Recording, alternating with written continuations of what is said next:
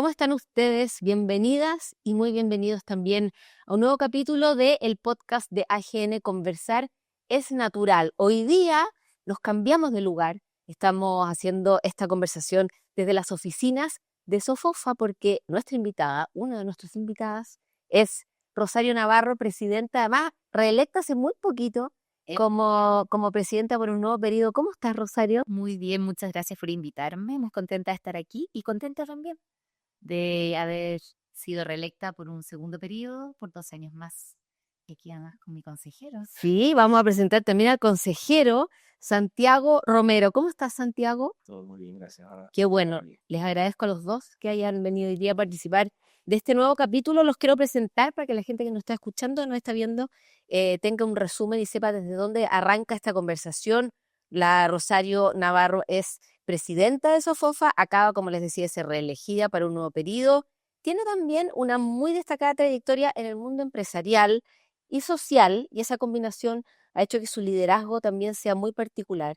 Tiene también un sello que tiene que ver con la innovación, con la transformación digital, y eso ha ido presentándolo también a través de su liderazgo y otras labores que ha hecho, por ejemplo, como vicepresidenta de Sonda, como socia senior de IDEMAX Business Consulting y también como directora de distintas empresas. Es, como ven, muy polifacética y tiene una trayectoria de más de 20 años que se ha notado también en toda la gestión que ha desarrollado en su primer periodo en Sofofa y ahora en lo que vendrá para el segundo. Y como les decía, está con nosotros también Santiago Romero, que es el gerente general de Gas Andes, es también consejero electo de Sofofa hasta el 2029, entiendo, Santiago, y presidente también del directorio de AGN, que son quienes nos convocan hoy día para que conversemos sobre distintos temas que involucran el mundo privado, el mundo de la energía, también las políticas públicas, el bien común, la sociedad en general. Quiero partir, Rosario, un poquitito enganchando esto de que lideres un colectivo de empresarios con esa otra inquietud tuya que tiene que ver con lo social, con la innovación. Entonces, vamos a citar aquí a alguien que fue como un gran innovador, que es David Bowie. Les voy a leer una cita que dijo él: si trabajas para complacer a otros, es probable que no hagas lo mejor que puedes. Recuerda siempre por qué empezaste a trabajar en esto. ¿Cómo has enfrentado, Rosario, tú ese desafío? Trabajar por tus convicciones, pero también en representación de otros. Mira, primero que nada, me encanta tu cita. Soy fanática de David Bowie. Algo sabía yo. Mi primer tatú, de hecho, me hice el rayo de David Bowie Mira. y me fascina. Y creo que es un gran innovador, como dices tú, no solo porque es un tremendo músico, sino que también siempre pensaba un poquito fuera de la caja. Y en ese sentido, yo creo que es fundamental en cualquier cosa que uno hace, no solo liderando un gremio, es tener un propósito muy claro y anclarte a ese propósito. Yo me acuerdo que cuando entré al mundo gremial, que debe haber sido hace unos 12 años, mi primer gremio en que me tocó participar fue ACTI, el gremio de las empresas de tecnología. Me di cuenta del tremendo potencial que tiene la labor gremial, porque es donde tú unes miradas, propósitos comunes, sueños, anhelos, en una misión, en el fondo, que trasciende el quehacer de una empresa solita. Y desde ahí el potencial de empujar con convicción estos anhelos, estos valores, es tremendo. Entonces yo creo que es muy necesario cuando tú asumes roles gremiales tener una convicción profunda de lo que se puede lograr, valores compartidos, pero también un propósito muy claro de lo que te mueve y lo que te apasiona a ti, porque sin esa ancla que te permite tener un faro claro, es muy fácil desviarse. Entonces, entendiendo que yo vengo de un mundo más tecnológico, más de la innovación, para mí ha sido fundamental no perder ese rumbo, siempre tener claro qué es lo que me moviliza, cuáles son esos valores como fundantes. Y también, por otra parte, yo creo que la flexibilidad de adaptarse, de estar mirando el contexto, de saber navegar esas dificultades y las oportunidades que se presentan, eh, pero sin perder ese ADN que es tan necesario. Perfecto, Rosario, muchas gracias por esa respuesta tan honesta también. Santiago, ¿cómo influye lo mismo las posibilidades de innovar sin perder de vista el propósito original y más relevante en el mundo de la energía, por ejemplo, y también en el gremio de la energía? Bueno, también me gustó mucho la frase de David Bowie, que no la conocía. Así que creo que aplica mucho a varios ejemplos de liderazgo y de no perder el rumbo de dónde estás. Con respecto a la energía y a los modelos de innovación, innovar significa de alguna manera tomar riesgos, ¿no? Y eso porque si no uno se queda solamente con la innovación, que como título es muy atrapante, pero atrás hay una bolsa muy grande que tiene que ver con tomar riesgos, con animarse, con explorar. Y la industria energética ha sido y es muy innovadora, ¿eh? Y especialmente en lo que es el gas natural, porque no solo es el suministro del gas natural como un combustible que nosotros vemos que lo podemos ver como algo del pasado, sino que también refiere hacia el futuro. Y para dar algunos ejemplos, el hidrógeno verde, que hoy es un potencial gigantesco para Chile como producción primaria de combustible, uno de los primeros usos que puede tener es justamente la mezcla en las redes de gas natural, cosa que ya se está haciendo, por ejemplo, en Chile, ¿no? Uno de los socios de la AGN tiene la distribuidora. Sí, nos estuvieron contando Y también. la cereza, y tienen un blend de hidrógeno verde con las redes de gas natural, con lo cual eso es una gran innovación que ya está sucediendo. Otra gran innovación, simplemente como ejemplos cercanos, palpables, que se pueden visitar, es la producción de biometano, de biogás. A través de residuos, hay una planta de Santiago que se llama La Farfana, que produce todos los residuos que se emiten, que son principalmente metano, se captan y se reutilizan para para su combustión, ya sea generación térmica o generación de energía eléctrica, como es este caso. Con lo cual, la innovación está muy presente en el sector energético y en nuestro sector, que es el gas natural. Y también aparentemente el que no innova y se queda atrás, bueno, un poco se queda afuera, ¿o no? ¿Cómo ha ido cambiando, modificando en el fondo esta innovación y quizá también esta aceleración en los cambios, las conversaciones gremiales, las alianzas entre lo público y lo privado? Yo creo, primero que nada, citando nuevamente a Bowie, changes, los cambios es una constante. Sí. Y todas las generaciones, de alguna manera, les ha tocado convivir con un cambio respecto a la generación de sus padres. Yo creo que esta tendencia empieza a acelerarse aún más en la época de los años 70, pero hoy estamos viviendo, yo diría, un factor que es bastante particular con respecto al cambio, que tiene que ver con la velocidad del cambio, pero también la simultaneidad del cambio. Y para explicarte un poquito, porque a lo mejor es medio complejo, pero la exponencialidad con que la tecnología ha ido avanzando, la velocidad de cómputo, es realmente algo que nos vuela la cabeza. O sea, cuando uno trata de aprender una nueva tecnología, usar una nueva plataforma, el ChatGPT, allá a las 2 semanas queda obsoleta y sale otra cosa nueva. Pero al mismo tiempo estamos viviendo muchos cambios en simultáneo, cambios paradigmáticos. O sea, cómo concebimos el mundo del doing business, de la economía, del hacer negocios, el tema geopolítico, el tema ambiental. O sea, hay muchos cambios ocurriendo en simultáneo, lo que nos exige, en el fondo, como te digo, estar aprendiendo a aprender, pero también soltando cosas que ya no son necesarias. Y por eso me anclo mucho en lo que tú dijiste, lo de la innovación.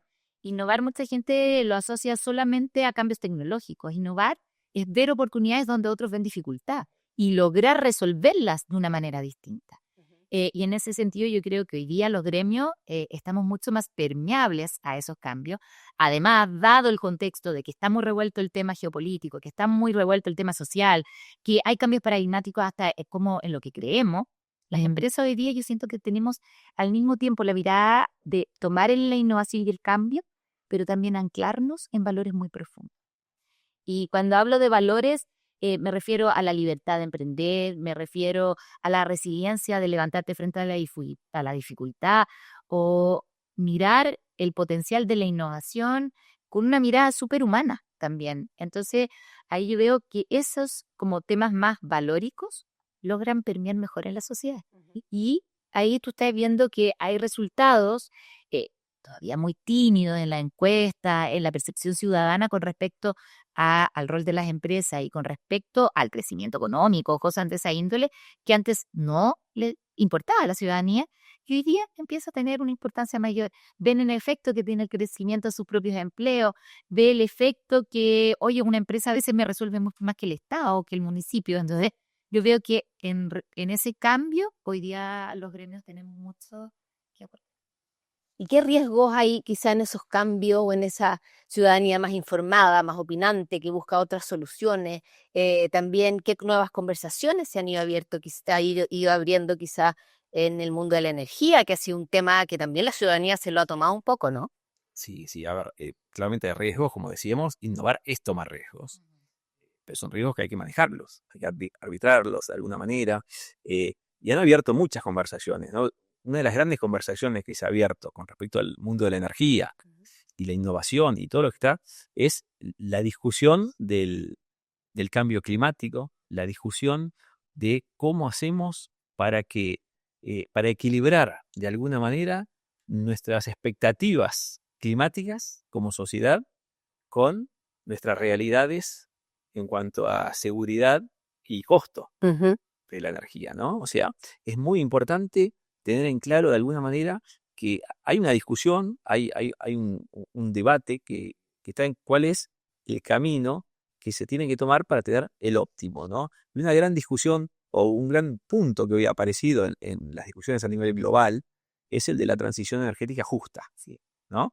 De alguna manera, ¿cómo adecuamos una receta que en un principio pareció que era global, general y que se podía aplicar a todos lados, a las distintas realidades que tienen las distintas sociedades, Ujú. regiones, territorios, comunidades a lo largo del mundo, ¿no? En Chile tenemos una gran oportunidad y un gigantesco potencial con las energías renovables variables, principalmente eólica y solar como energías primarias. Después con esas energías puedes producir otras.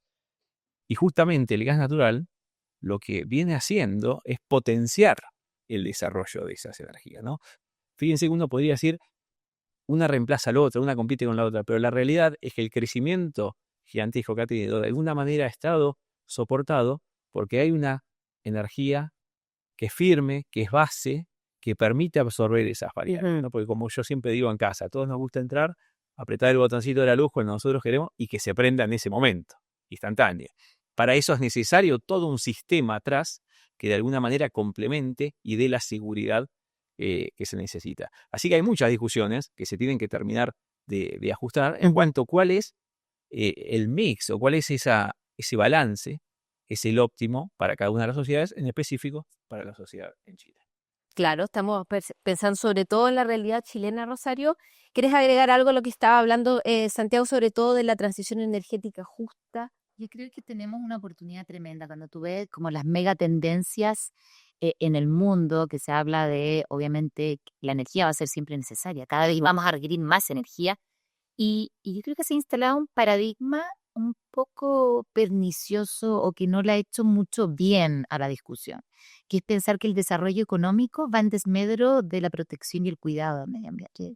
Y cuando nosotros hablamos de esta transición justa, hay que entender que tenemos que lograr y que es, en el fondo, totalmente erróneo pensar que los que estamos pensando en el mundo del negocio, desarrollando negocios, queremos destruir el ecosistema porque eso no sería sostenible. Entonces, esta transición es integrando, viendo dónde están, como de alguna forma, los desafíos para que estas tecnologías emergentes tengan después una base sólida, pero tú no puedes llegar y apagar, como dices tú, el switch y dejar de alguna forma inestable. Entonces, eso que tú mencionas en la energía también es súper importante cuando tú hablas de la alimentación del futuro, que es otro súper mega trend, o de repente, no sé, cómo vamos a incorporar la tecnología. Hay muchos que vienen en un revival que dicen, no, la inteligencia artificial la tenemos que sacar, que los niños no tengan acceso.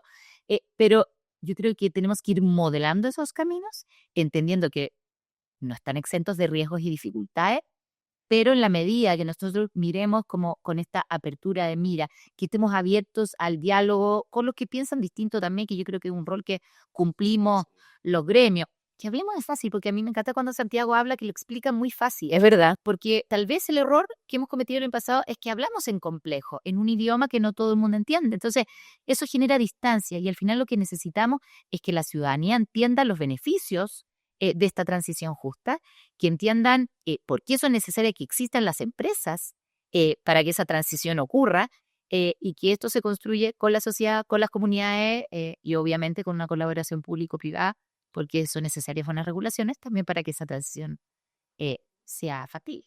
Y a propósito de las posibilidades de informarnos mejor, de explicar mejor quizás contenidos que son muy técnicos y que la ciudadanía de todas maneras tiene que conocerlo, para poder tomar decisiones, para tener una opinión más fundada, que protejamos el medio ambiente sin saber cómo, pero sin sacrificar desarrollo, ¿cierto? Estamos conversando con Rosario Navarro, presidenta de Sofofa, y también con Santiago Romero, gerente general de Gasandes. Quería preguntarte, Rosario, por la plataforma que desarrollaron, que es interactiva, Prisma, que de alguna manera permite detectar dónde están los conflictos, dónde están los cuellos de botella, justo en esta cruza que puede implicar medio ambiente, proteger el medio ambiente y de todas maneras fomentar el desarrollo. A ver, cuando nos tocó asumir la presidencia de la SOFOFA, como mesa nos propusimos tener una manera distinta, hablar un poco más en fácil, establecer estos puentes de diálogo, basarnos en evidencia y en data, y con todo eso proponer soluciones. Uh-huh. Y así fue como nace la plataforma Prisma, porque empezamos a decir, hablábamos todos de la permisología, de lo difícil que era empujar proyectos de inversión en Chile, de cómo el pipeline de inversión del país había decaído, pero no teníamos la data para decir dónde y por qué está ocurriendo esto. Entonces buscamos qué habían de datos públicos. Encontramos que desde el año 1992 a la fecha el sistema de evaluación de impacto ambiental tiene todas las tramitaciones que han procesado, con todos los documentos que se han exigido, y con eso armamos junto a Anholster una plataforma que utiliza la inteligencia artificial para procesar toda esta infinita data, que son casi 5 teras de datos, para ver dónde se estaban generando los cuellos de botella. Lo primero que detectamos es que claramente el pipeline de inversión hoy día va un poquito a la baja. Están ingresando menos proyectos de los que solían ingresar hace 2 o 3 años antes. ¿Por qué está ocurriendo? Bueno, porque los trámites son engorrosos, son dificultosos hacer todo. Por poner un ejemplo, el año 92 para un trámite te pedían 5 documentos. Hoy día a veces para un mismo proceso te piden hasta 5.000 documentos. Entonces, claramente eso, porque se ha complejizado, porque también el mundo cambió, porque hoy día hay distintos estándares, pero queríamos evaluar cuál era el potencial económico que estaba rezagado por lo que no salen, pero también el potencial del empleo, porque eso sí lo entienden las personas. Y fue ahí donde vimos oportunidades comunicacionales. Cuando tú hablas de pipeline de inversión, la gente dice, ay, pero eso no me toca a mí. Uh-huh. Cuando tú dices, este pipeline de inversión está asociado a empleos directos, entonces esto podría generar que en mi región, la región de Arica, que hoy día hay 9 proyectos ingresados en el sistema de evaluación de impacto ambiental, generaran 70.000 empleos. Te estoy poniendo un ejemplo porque no me recuerdo la cifra exacta, sí. Pero y ahí, Eva, nos dimos cuenta que de destrabarse todos los permisos que hoy día están en algún cuello de botella, podríamos generar así 200.000 empleos para el país. Entonces, claramente, ahí tú estás hablando con evidencia sobre la mesa, pero en un lenguaje que también es cercano para la ciudadanía.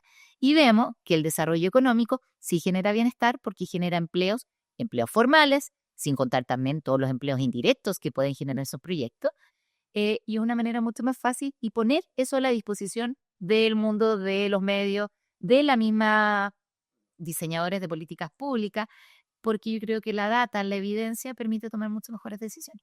¿Y qué impacto generó, Santiago? Al tiro te doy la palabra, pero quiero preguntarle a Rosario por qué impacto generó al comienzo, porque esto fue lanzado hace muy poquito también, esta posibilidad de detectar, de compartir, de entender mejor, o en qué estamentos o en qué espacios fue generando más impacto y si tuvo al final los resultados, al menos al comienzo, que esperaban, que efectivamente puedan acercar la información a más personas o entenderla desde otro lugar. Ha tenido tremendo impacto. Todas las regiones, todos los medios regionales han recogido el impacto del empleo potencial que se generarían destrabándose. Eso yo te diría que fue como el primer batatazo. Oye, esto genera empleos directos. Desde la pandemia, el número el rezago que tenemos en la generación de empleo no hemos recuperado. En el fondo, las cifras que teníamos previo a la pandemia. Eso es un dolor porque genera informalidad, porque genera muchos desafíos que estamos viviendo hoy día. O sea, si tú ves la tasa de desocupación en las mujeres, llega al 10%. Y eso es un problema porque genera vulnerabilidad, afecta a los deciles más pobres del país. Por ende, el empleo es como, yo diría, un booster al tiro que genera bienestar, que genera mejoras y retorno económico directo a las familias. Por otra parte, el hablar no del yo creo, es poner la evidencia sobre la mesa, capturar toda la data que existía, ordenarla bajo ciertos criterios, montos de inversión, en qué sector productivo se encontraría, en qué región, cuántos empleos daría. Toda esa data, al transparentarla, es mucho más fácil hacerle seguimiento. Oye, ¿cuáles son los montos de inversión que están sacados? ¿En qué tipo de proyecto? ¿Qué proyectos se tardan más? Y hoy día estamos liberando otras informaciones vinculadas también a en qué servicios o en qué regiones se generan más trabas. Entonces, yo creo que esto es, y muchos lo han valorado, o sea, el mismo ministro Grau vino al lanzamiento, si bien no toca los proyectos de permisos sectoriales, porque ese proyecto de hecho ya se aprobó esta semana, sí toca los permisos ambientales, pero pone en el mood, yo diría, de la discusión de que hablar de los permisos, hacerlos más ágiles, hacerlos más eficientes, es algo que le hace bien al país y finalmente sí tiene un impacto en la inversión, obviamente, pero en el crecimiento económico, que tiene dos beneficios. Es el mejor recaudador, mejor que cualquier reforma tributaria, y segundo, genera un bienestar directo, porque cuando la economía se dinamiza, tú estás peleando por el mismo número de trabajadores que están disponibles en el país. Entonces, ¿qué tiende a pasar? Suben las remuneraciones, aumenta el empleo formal y por ende eso todo genera un círculo muy virtuoso. Ujú. Santiago, sobre lo que estaba explicando Rosario recién, ¿cómo afecta directamente quizá a la industria de la energía o del gas natural? De las dos maneras, en el fondo, los desafíos y las posibilidades de innovar, también de la información y los desafíos que se puede implicar también para la industria en el futuro. Bueno, lo que comentaba es sumamente interesante. La verdad que fue un impacto muy grande el que tuvo cuando se dio a conocer el trabajo. Uno siempre tenía en mente, pero dispersa, la cantidad de permisos que había pendiente, los que uno conocía de su sector. Ahora, cuando uno los vio todos juntos, valuados con distintas dimensiones del efecto en crecimiento, en inversión, en empleo, son varios puntos del PBI los que están en juego, ¿eh? O sea, el objetivo SOFOFA del 4%. Empieza a ver como Yo creo que si se destraban los permisos que hoy están, acuérdense que los permisos no quieren decir decisión final de inversión. Es el primer punto, no hay que tampoco confundirse. Pero es un primer punto que es sumamente necesario. Sin eso no hay más De nada. determinante, claro. Lo que pasa hoy, esa caída en el pipeline, tiene que ver en algunos casos con los negocios propios, todo, pero muchos, porque los proyectos mueren en una mesa simplemente porque dicen los permisos no los vamos a tener a tiempo, no porque no son rentables. Y acá voy enganchando con el mundo de la energía. Eso. Pero la realidad es que en la energía pasa eso. Si tú ves los tiempos que han estado varios permisos en los últimos años, significa que un proyecto deja de ser necesario. A la velocidad con la que avanza la innovación, el mundo, las necesidades, no podemos estar 8 años, como fue el ejemplo de un proyecto de gas natural en Chile, esperando el permiso ambiental. Porque el mundo cambió. El mundo cambió y ya no es más necesario.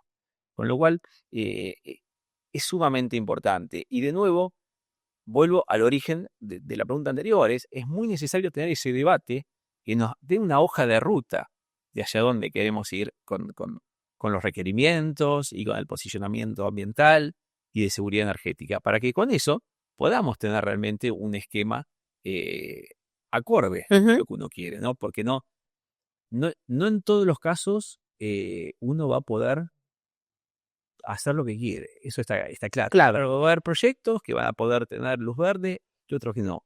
Pero también tengamos en cuenta que no todos los proyectos son iguales. Y en energía, hablo de energía, no hablo del resto de los proyectos o rubros, tienes proyectos que son puntuales y proyectos que llamamos lineales. Yo trabajo en una empresa de gasoductos y te puedo asegurar que los inconvenientes, los desafíos, los retos a los que se tiene que posicionar una empresa de proyecto lineal versus uno puntual se multiplican por cientos o por miles. ¿Cómo administran esas dificultades o esos obstáculos que se van presentando cuando lo que en el fondo ustedes están empujando probablemente es también desarrollar infraestructura que necesitamos, ¿Cómo ¿no? se administra? La respuesta que se me viene de las cabezas para decir paciencia es un proyecto de línea de alta tensión que es necesario para hoy. Estamos pensando que en el mejor de los casos llegan en 2032. Y eso afecta directamente, de nuevo, si queremos la ecuación, a las personas y los... El diseño hacia atrás tiene efectos directos en la economía y en las personas. Obvio, exacto. Y esto no solo pasa por los permisos, porque si tú miras los habilitantes para hacer negocios, Chile hoy día tiene las materias primas que van a ser determinantes para la transición energética mundial. No solo de la región, no, mundial. Chile hoy día tiene cobre, tiene litio, tiene tierra rara, tiene una matriz energética diversificada, es un buen lugar para hacer test, donde podríamos probar modelos, donde podríamos diseñar estos como el combinado que dices tú para tener esta transición justa, pero tenemos un sistema de permisos que es engorroso, tenemos un sistema tributario que es de los más altos de la OCDE y tenemos además un componente nuevo que no lo sabíamos administrar con respecto a la seguridad. Y esas tres variables, cuando tú decides hacer un negocio, tú miras el entorno en muchas dimensiones y son frenos para instalarte en este país e invertir. Entonces, nosotros que estamos haciendo un llamado siempre que salimos afuera a que inversionistas extranjeros vengan a invertir a Chile, yo sigo creyendo que somos un país increíble para venir a hacer negocio. Pero no desaprovechemos la oportunidad, simplifiquemos algunas cosas sin bajar los estándares, pero al mismo tiempo hagámonos cargo de esos otros dos frenitos que hoy día está incipiente esta seguridad creciendo y que puede ser un freno para el desarrollo de negocios, y también el tema de tener un sistema tributario más competitivo que nos permita competir con otros países que tienen condiciones similares a las nuestras. Si me permites, Bárbara, Sí, claro. algo que a mí siempre que sale el tema con inversionistas, con desarrolladores de proyectos, lo que uno necesita no es un proceso que apruebe proyectos. Lo que uno necesita son reglas claras, en periodos acotados y certeza final. Eso es lo que como sector de inversión en proyectos uno pide, ¿no? Reglas claras, una decisión final y procesos acotados para que puedan estar en línea con los tiempos que se necesita para hacer una inversión de estas características y de esta magnitud. Además, tú hablaste de un tema, la tecnología y la innovación, ya más yo me mencioné, está creciendo exponencialmente. Entonces, tú presentas un proyecto y a los 10 años a lo mejor las turbinas o no sé qué, el convertidor o el mecanismo de storage que vaya a usar o la combinación de combustible verde con los actuales va a haber cambiado. Entonces, las características mismas del proyecto van a ser otras y vas a tener que ingresar a otro proyecto porque no te dejan hacer modificaciones. Entonces, todo como contra... Y esa velocidad, Rosario, también obliga quizá a pensar en el futuro, no tan a corto plazo, sino mediano y más largo. ¿Quiénes van a enfrentar o quiénes van a heredar este tipo de problemas? ¿Cómo estamos preparando en el fondo, a los profesionales del futuro o los técnicos del futuro para poder enfrentar estos desafíos que tenemos hoy, pero que no sabemos dónde van a estar mañana también? Yo creo que el tema más escuchado en cualquier foro que tú vayas, Davos, World Economic Forum, en cualquier parte, yo diría que el nudo gordiano que hay que destrabar es cómo nos hacemos cargo de la formación, de la educación y de la capacitación del talento.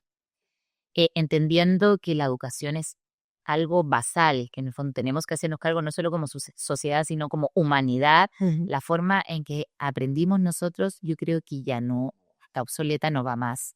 Los jóvenes, los niños hoy día están aprendiendo de otra forma y hay que tratar como de...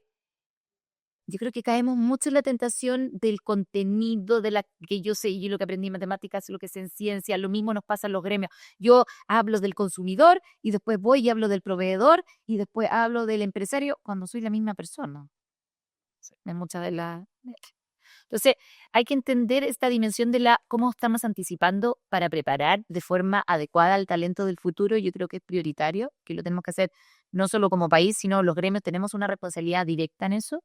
Desde la SOFOFA tenemos una red de liceos técnicos porque creemos que la formación técnica también es fundamental, no solo la educación contenidista, sino empezar a desarrollar habilidades de forma temprana, habilidades para el trabajo y de alguna manera hacernos cargo de cuáles van a ser esas industrias que van a transformar el futuro. Entonces nos preparamos a esa educación secundaria y terciaria para estar preparados para formar buenos técnicos, pero también hay una responsabilidad bien directa en las empresas.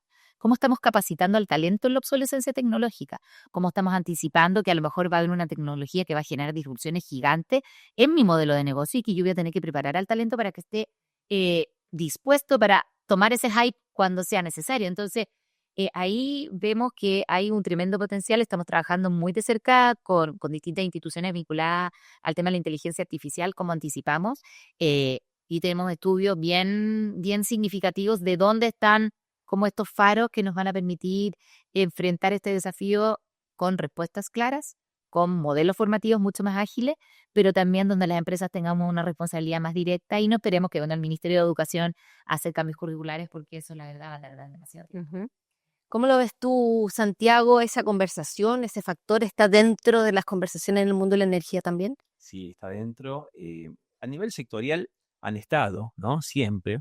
Yo creo que los grandes cambios que estamos viendo hoy es que esos niveles sectoriales están tratando de integrarse ya con la sociedad, de alguna manera, ¿no? Ujú. Y eso se empieza primero escuchando más, ¿no? Primero hay que escuchar más, hay que generar propuestas de valor que muestren cuál es el valor, de alguna manera, que los proyectos pueden reflejar en la sociedad, ¿no? Lo contaba recién Rosario cuando hablaba de todos los proyectos, la cantidad de empleos que se puede mejorar, de empleos de calidad, cómo eso mejora, los proyectos que tienen incidencia directamente en la vida de las personas, ¿no? Porque llegar con energía a una zona que no la hay, en gran medida puedes tener mejoras ambientales. Por ejemplo, nosotros en el gas natural y en la AGN siempre damos el ejemplo de la descontaminación de Santiago, ¿no? Ujú. Hoy no estamos en el nivel que nos gustaría, pero los que tienen memoria saben que estamos mucho mejor. ¿Y cuál fue ese efecto? La llegada al gas natural. La llegada al gas natural en la región metropolitana fue la que permitió la eliminación de un montón de combustibles de mayor contaminación local Ujú. y de uso de leña, por ejemplo, ¿no? Con lo cual, esos proyectos no solamente tienen efectos de rentabilidad en quien los gestiona, en quien los lleva adelante, sino que también tienen efectos positivos sobre todo el resto de la sociedad. Con lo cual creo que es muy importante trabajar desde las empresas, desde las agrupaciones sectoriales, en conjunto con la sociedad, con el Estado, para poder entender las necesidades y poder transmitir mejor cuáles son esos beneficios que se logran al implementar distintas soluciones. Yo tengo un piloto que hicimos el año pasado, no, ya creo que este es el tercer año ya que vamos a tener, con nuestros liceos técnicos. Ya. Tenía la especialidad de química, pero dijimos, ¿por qué no metemos el tema energético en la variable?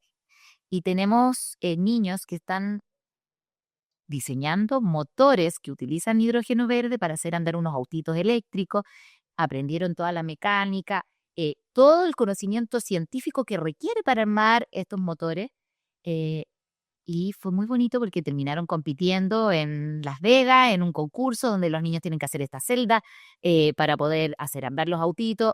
Y me acuerdo que el ministro de Energía hace 2 años fue a la inauguración del concurso, donde iban a llegar a la final los niños que iban a ir a representarnos a Estados Unidos.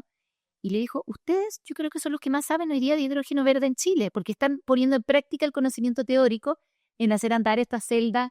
Y fue muy bonito porque es una colaboración pública-privada, es un gremio que involucró primero a los liceos propios. Nosotros tenemos 7 liceos, pero después hicimos un llamado, participaron más liceos de Chile, donde están probando tecnología real, con celdas reales, con conocimiento real, donde lo están aplicando en su vida más cotidiana, haciendo celdas reales. Ujú. Y finalmente un compromiso también del ministerio de reconocerlos, de valorarlos, los mencionar hasta en la cuenta pública. Entonces es bien bonito que tú empiezas a ver que estos jóvenes tienen sueños y que se dan cuenta que ellos pueden ser ingenieros, pueden llegar a cambiar reglas de juego en algo que partió como un experimento y que hoy día ya se ha ido escalando y que puede llegar de verdad a transformar, y que estos cabros sean, cuando la industria del hidrógeno, si es que los permisos son aprobados, tiene alguna, después un desarrollo económico real. Y la importancia también de que tengan el espacio para hacerlo y que se ponga así también de relieve ese contenido, esa información y lo que está pasando, que es un poco como quisiera concluir, dejemos el énfasis entonces en la conversación, en las conversaciones que se tienen que abrir en la preparación del capital humano para el futuro, en educar, informar y abrir las conversaciones que necesitamos para seguir avanzando y poder ir entonces, ir desbloqueando estas dificultades para el desarrollo. Me encanta. ¿Te gusta? Sí, me gusta. Pero invitadísima para el próximo. Me convoca, creo que podemos además hacer cosas muy concretas. A mí los hay que me cargan. Yo cuando me dice ya hay que hacer, ¿Quién? ¿Quién lo hace? ¿Quién lo Pues hace? que él se queda con la tarea de llevarte esto a la casa y resolverlo. Y en eso sí tenemos algo que es bien propio del mundo empresarial. Nosotros somos más bien, no somos think tanks, somos más doers, somos gestores, hacedores. Entonces ahí hay una combina bonita porque están los centros de pensamiento, están las universidades, pero el mundo empresarial y gremial puede ser ese motor, le dé fuerza para pasar la teoría a la práctica y finalmente cambiar vida. Estamos terminando así entonces esta conversación de un nuevo capítulo de Conversar es Natural junto a Rosario Navarro, presidenta de Sofofa, recién reelecta además, y también Santiago Romero, gerente general de Gas Andes, nos han estado acompañando hoy día en esta conversación además que tuvimos en la oficina de Sofofa y que hemos compartido con ustedes a través del podcast de AGN. Quedan invitadísimos al próximo episodio.